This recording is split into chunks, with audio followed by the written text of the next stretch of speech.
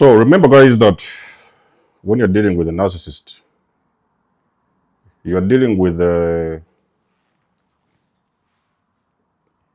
young, little, immature little child. Okay, so dealing with them is equivalent to dealing with your 5-year-old, 5-year-old kid, son or daughter.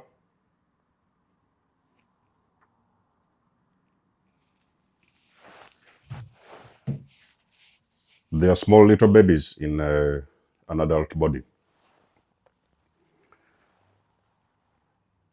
Very, they have got a very fragile ego, and they can very easily be cracked or broken.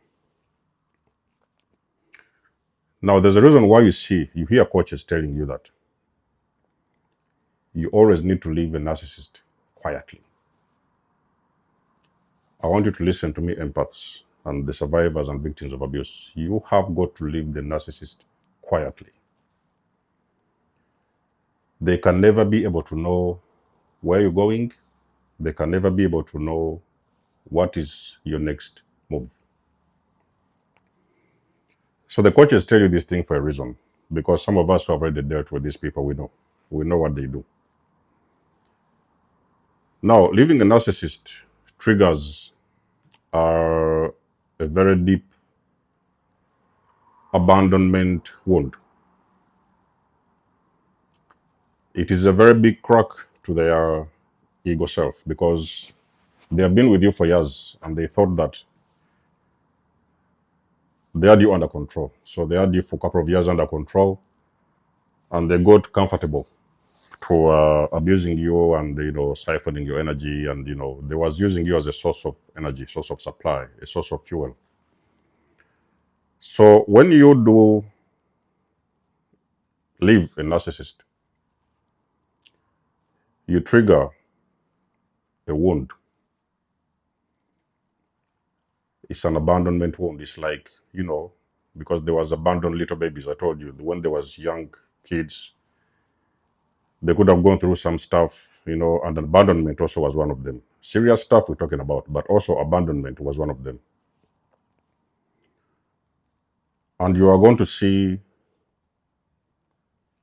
different kinds of masks playing all at the same time. They could cry crocodile tears. Oh, you don't leave me, they will go on their knees, they will crawl around, they'll cry like babies. You are going to see, actually, this is one of the most, I think for me, I could say is the most disturbing thing you'll ever see if you've been dealing with a narcissist, if you have dealt with a narcissist. They want to catch your attention by shedding some tears. You will see them crying. They're going to cry like a baby.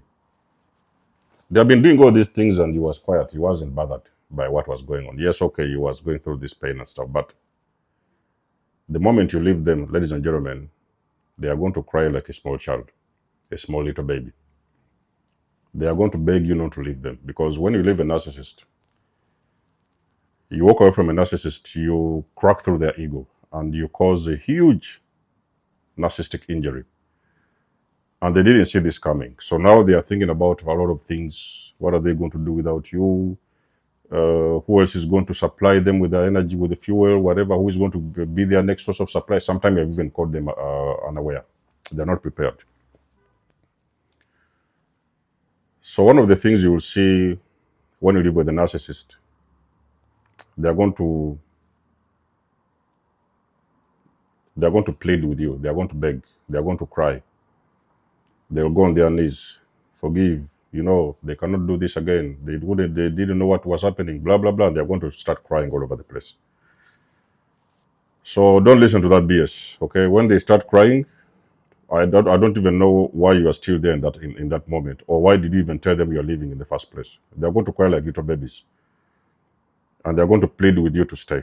Okay, they're going to plead and plead and plead, stay with me and this and that. Oh, what can I do without you and this and that? Now they're going to start love bombing you. Sometimes they may start. You have already been asking them for things. They couldn't give you those things. You've told them to do something. They couldn't do it. All those things you've been talking about, they refuse to do it or they refuse to listen to you. Now that is the moment they are going to start listening. And they're simply doing this on purpose. That is because they want to catch your attention a little bit to twist your mind. They are brainwashing you to believe that, okay, so now they have changed. So, they are going to do all these little things that you've always asked. And, so they are trying to love bomb you back into the relationship. Okay. So do not fall for that BS.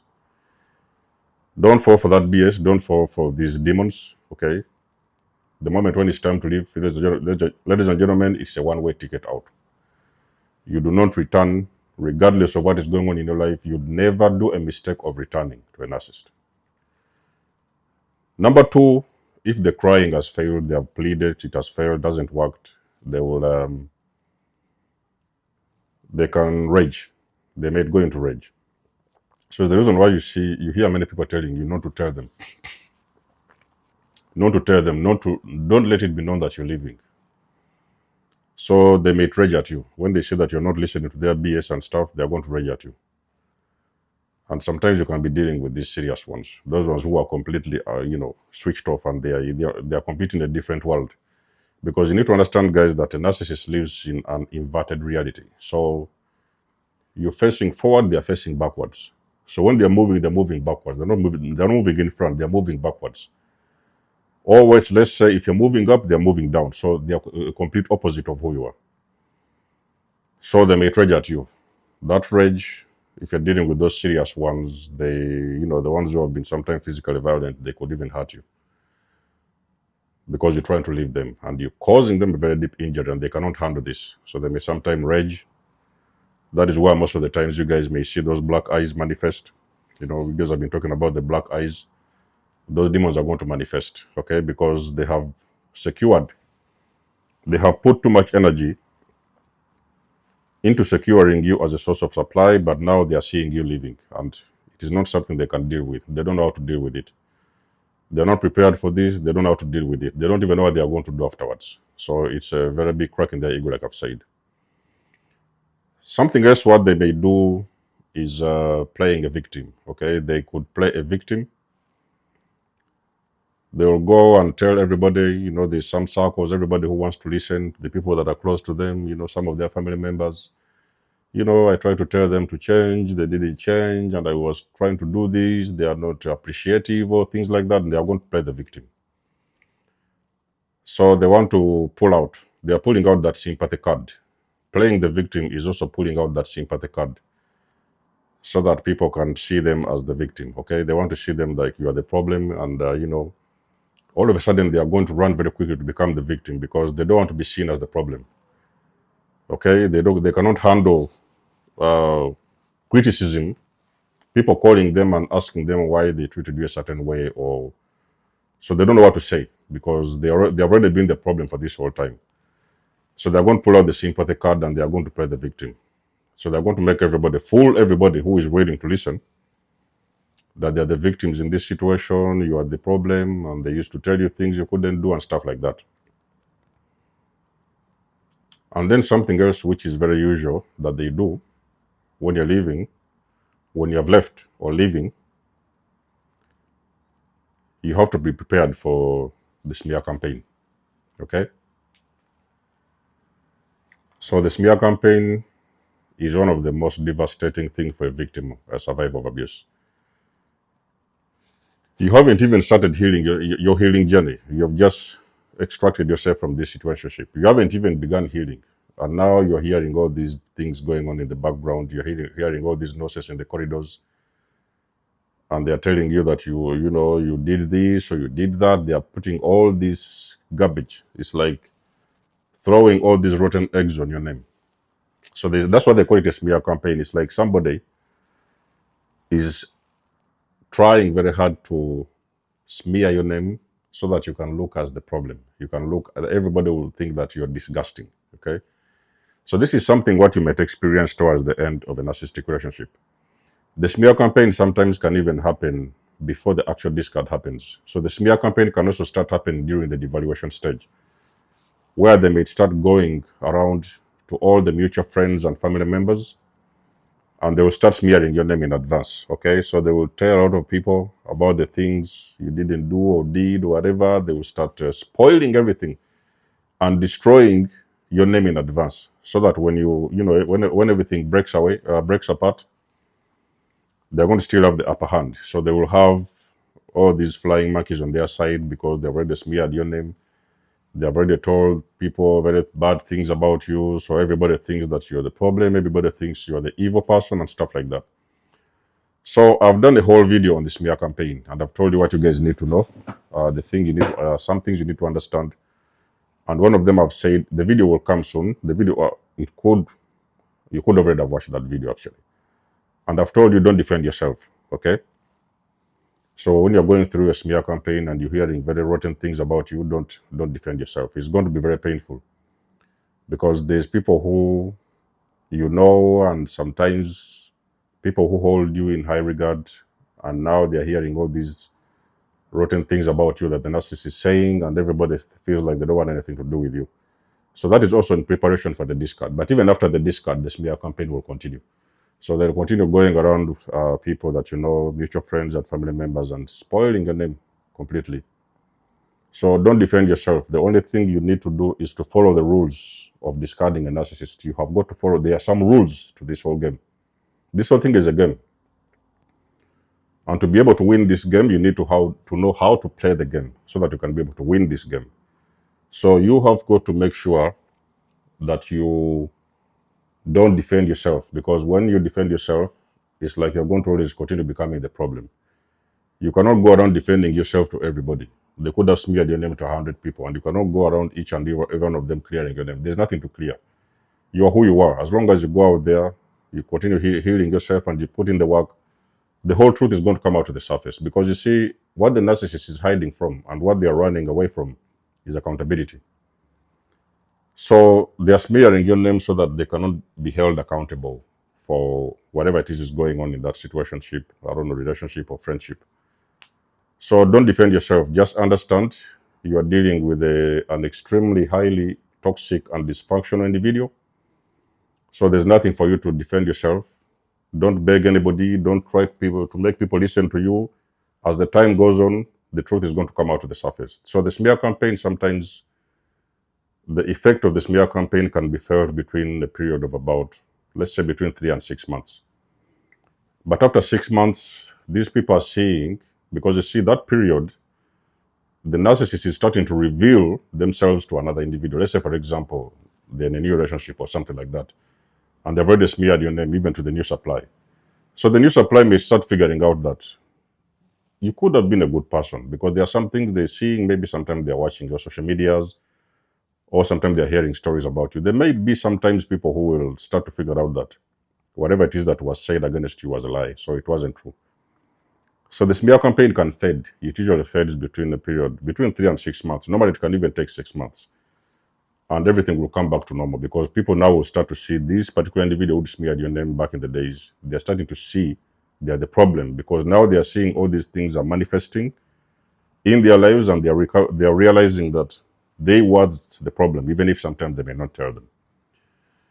And then something else that happens when you leave a narcissist, when you have gone through a discard, is so they are going to move on. So sometimes, they have tried all these things, they're not working, they have been doing this and they've been doing that.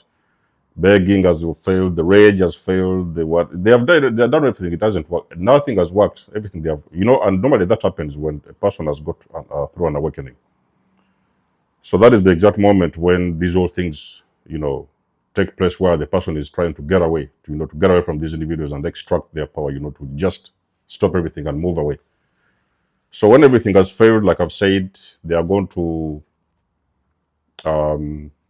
find somebody else. So they are going to move on to a new source of supply. So that's when you see a lot of times you have just divorced a narcissist, or let's say you're going through a separation, and then you might see the narcissist, they have like somebody new. It's like been like a week, maybe 3 days or 4 days. Then you see them already now, they're in a new relationship. So they are now trying to show you that, listen, you left me and now I'm happy. Look at me. Now they are putting all these things on social media. the photos, I don't know, the pictures, they are painting everywhere on their status. They want you to see this. So this is the reason why a lot of people get triggered when you have left a narcissist. Is why so many people get triggered, because you're out there looking at their social medias. You want to see what they are doing. You want to see what they are saying. You want to see who they are dating, because they've already let everybody know that you was the problem. Now they've already moved to somebody else who is better than you, and they're putting all these things on social media for you to see. So that's why they have told you, we have told you continuously to block. Okay, block them on your statuses, go ghost for some time, social media, really delete your social media. Maybe you can, I don't know what they call it. You can get off social media, don't post anything. Don't post how you feel. Don't post what you're doing and everything. Just keep quiet and get off social media, because they're going to keep on trying to trigger you using social media, because they want you to feel some kind of a way that you left them, and they want you to feel bad about it. So those are the things I can think about that normally happen when the narcissist figures out that you've walked out of the door and you're not coming back, and everything is, it's game over for them. So that is one of the biggest blow to a narcissist, because now these demons are realizing they have failed. Okay, their intention was to win, but now they're realizing that their games have not worked and they have failed. So empaths, be prepared. Okay, you will have to know these things in advance. For the most of you guys, I'm sure that you understand this. You've already seen it. Let us know in the comment section below. You guys do know I'd love and appreciate your support. Please book a session. You may donate or support my channel if you want to. Everything you need, you will find it in the description below. And until then, I'll catch you guys in my next one. Denzo Mozu signing out. Much love and blessings. Peace.